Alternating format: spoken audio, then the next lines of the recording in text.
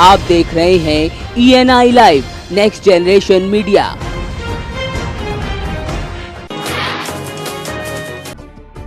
सीतापुर की Shahjahanpur railway line पर मालगाड़ी के डिब्बे पटरी से उतरने के बाद हड़कंप मच गया। सुबह 5 बजे की ये घटना बताई जा रही है। मालगाड़ी सीतापुर से शाहजहांपुर जा रही थी। आनन-फानन में मौके पर रेलवे के कर्मचारी पहुंचे। गनीमत ये रही कि हादसे में कोई हताहत नहीं हुआ।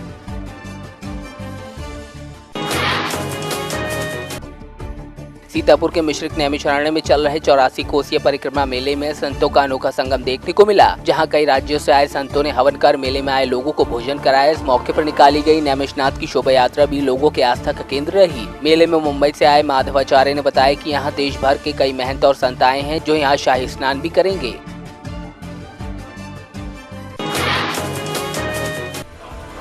बांदा में 2 ट्रकों की आमने सामने जोरदार टक्कर होने पर एक ट्रक ड्राइवर की मौके पर ही मौत हो गई। वहीं दूसरे चालक को ट्रक की बॉडी काटकर बाहर निकाला गया। बताया जा रहा है कि एक महिला को बचाने के प्रयास में दोनों ट्रक चालकों का नियंत्रण बिगड़ गया, जिससे ये हादसा पेश आया। हादसे के बाद सूचना पर पहुंची पुलिस कार्रवाई में जुट गई। घटना के बाद गुस्साए ग्रामीणों ने ब्रेकर की मांग को लेकर जाम लगा दिया।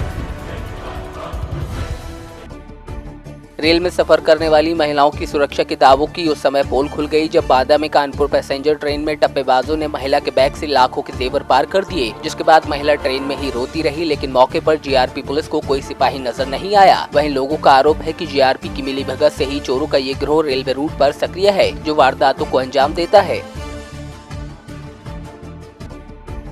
बांदा के रोडवेज पर एक बीजेपी नेता के बहू और बेटा टप्पेबाजी का शिकार हो गए, जहां बीजेपी नेता की बहू और बेटे ने घटना के बारे में बताते हुए कहा कि वो किसी शादी समारोह में जाने के लिए रोडवेज गए थे, लेकिन बस बदलने के दौरान किसी ने उनके बैग से सोने की चैन और कैश पर हाथ साफ कर दिया, जिसके बाद सूचना मिलने पर पहुंची पुलिस को बीजेपी नेता ने जमकर फटकार लगाई।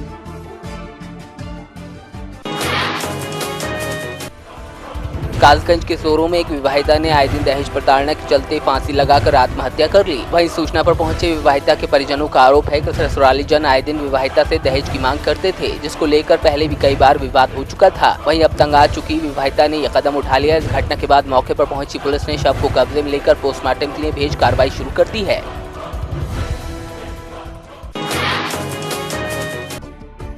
पीलीभीत के पूरनपुर में ड्रग इंस्पेक्टर ने पुलिस के साथ मिलकर बिना लाइसेंस चल रहे मेडिकल स्टोर पर छापामार कार्रवाई की, जहां से भारी मात्रा में नशे के इंजेक्शन और दवाएं बरामद होने पर मेडिकल स्टोर मालिक को पुलिस ने हिरासत में ले लिया। आरोप है कि पिछले 4 साल से मेडिकल स्टोर की आड़ में नशे का ये कारोबार किया जा रहा था। ड्रग इंस्पेक्टर ने जानकारी दी है कि आरोपी के खिलाफ गंभीर धाराओं में रिपोर्ट दर्ज कराई गई है।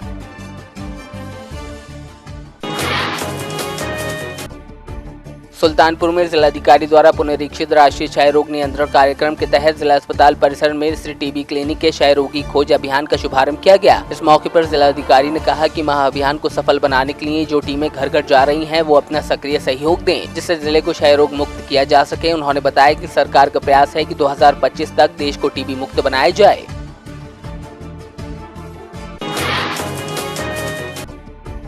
मैनपुरी जिला मुख्यालय पर उस वक्त हंगामा खड़ा हो गया जब एक परिवार अपने 3 बच्चों के साथ पेट्रोल की बोतल और जहर लेकर जिला मुख्यालय पहुंचा। परिवार ने आत्महत्या की चेतावनी दी। पीड़ित परिवार का कहना है कि बच्चों के विवाद में दबंगों ने उनके परिवार को निर्वस्त्र करके पीटा था। पुलिस ने मामला दर्ज तो कर लिया, लेकिन किसी की गिरफ्तारी नहीं हुई है। फिलहाल अब पुलिस आरोपियों को जल्द गिरफ्तार करने की बात कह रही है।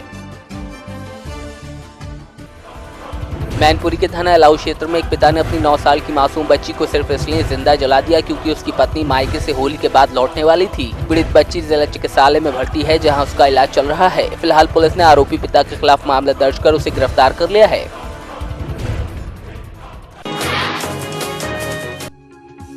श्रावस्ती में पहली बार आयोजित हो रहे श्रावस्ती महोत्सव का उद्घाटन ग्रामीण अभियंत्रण विभाग के राज्य मंत्री राजेंद्र प्रसाद सिंह द्वारा किया गया। यहां महोत्सव की शुरुआत राष्ट्रगान से की गई। इस मौके पर राज्य मंत्री ने कई विभागों द्वारा लगाए गए स्टॉलों का निरीक्षण किया। वहीं इस महोत्सव में आए लोगों ने इसे सराहनीय कदम बताया। महोत्सव के पहले दिन लेजर शो के माध्यम से जिले के इतिहास को भी दर्शकों को दिखाया गया।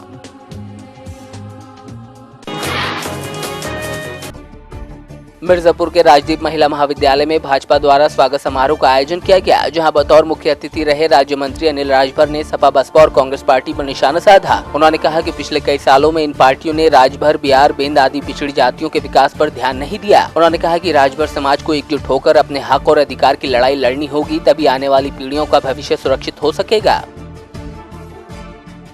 देखिए, जो सबसे बड़ी बात है कि हमारी जो युवा शक्ति है, उत्तर प्रदेश का हर तीसरा आदमी 35 वर्ष का है या उससे नीचे का है। तो ऊर्जा हमारे पास है, मैन पावर हमारे पास है, ताकत हमारे पास है। ये ताकत, ये ऊर्जा उत्तर प्रदेश के विकास में लगे। हमारे युवा बाहर न जाएं, उनको यहीं रोजी रोजगार की उनको यही व्यवस्था हो, उत्तर प्रदेश का विकास हो। मुंबई से सटे डोंबिवली के कोपर गांव में भामा महात्रेय विद्या मंदिर की छात्राओं ने जन जागृति रैली निकाली और स्वच्छता का संदेश दिया, जिसके तहत छात्राओं ने शास्त्री नगर अस्पताल की दीवारों पर स्वच्छता के संदेश देने वाले चित्र भी बनाए। इस मौके पर वरिष्ठ नगर सेवक ने प्लास्टिक की थैलियों के नुकसान के बारे में बताते हुए पालिका के इस पहल को स्वच्छता को बढ़ावा देने वाला बताया। इस दौरान वरिष्ठ नागरिकों द्वारा इन छात्रों को सम्मानित भी किया गया।